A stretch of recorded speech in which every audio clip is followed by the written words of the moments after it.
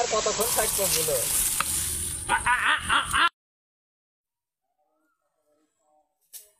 শরীর দুর্বল হলি না যা হয় মানুষের গো। এই যে বাগান গুলা পায়রা দিচ্ছি সেই কাল ঠিক ঘুমে আলিস তোকে আলিস এত করি কলাম যে বাড়ির থেকে নেপ খাটায় না উনি আমার কথা শুনলেনই না। এখন যাই দেখি ওই গাছতলায় যাই একটু একটু আরাম করি, খুব চোখে ঘুম আসছে, শরীরটা মেশ মেশ করছে। যাই দেখি আর ভালো লাগে না গো, এত খাটা খাটনি এই বয়সে কি করি আর কি হয় না। মন্দির ছেলে এবেলে আবার দেখি গাছের পাতা গুলা বাইরে ছিঁড়েছে, এত খারাপ হলে কি লিচু আসে গাছে, আর কি করা যায়। এই গাছটা বলে ভালো হবে গো, গাছটা একটা পাইছি গো, ফসা ফুসিও আছে। গাছের গোড়ে আবার কিছু আছে টাছে দেখি দেখিনি, আবার বুলাতেও যায় না, পোকামাকড় থাকতে পারে। ঘুম যখন চোখে আসবে না তখন যার মনে হয় আমি ভেজটা খানা। হ্যাঁ তুমি রক্ষা করে মামুন, মাথায় বল নাই গো, আর পারিনি।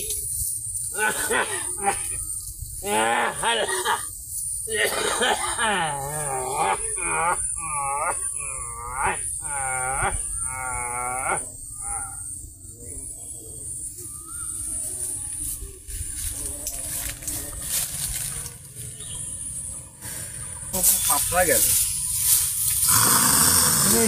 আসার সময় দিলা, আমাকে ডেট দিলা, আসছো না।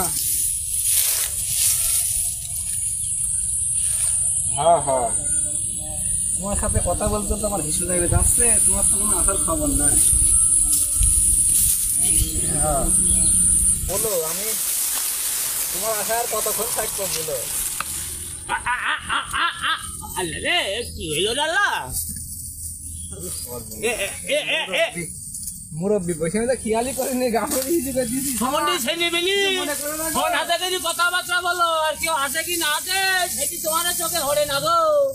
তুমি তো পেশাব করে দিয়ে গেলি, তোমার বউ কি কাছে দেবে না আমার নবী? হ্যাঁ তোর কি ভালো হবে রে? এককাল আমাকে মতো বুড়ে হবি, হাতের মাথায় পাতাম রে, তোর না হলে তোকে স্টিপ করতাম, বুঝিস? তোরা তো আমাকে মানুষ মনে করিস কি? বেঁকা লড়ি দেখেছিস, যদি পাইতাম তোরা যে কি করে যে বুঝতাম, তো আমি বুঝতাম। মুরব্বী হয়েছে কি আমাকে জোর কইবে গিয়েছে 12 এখনকার আসিস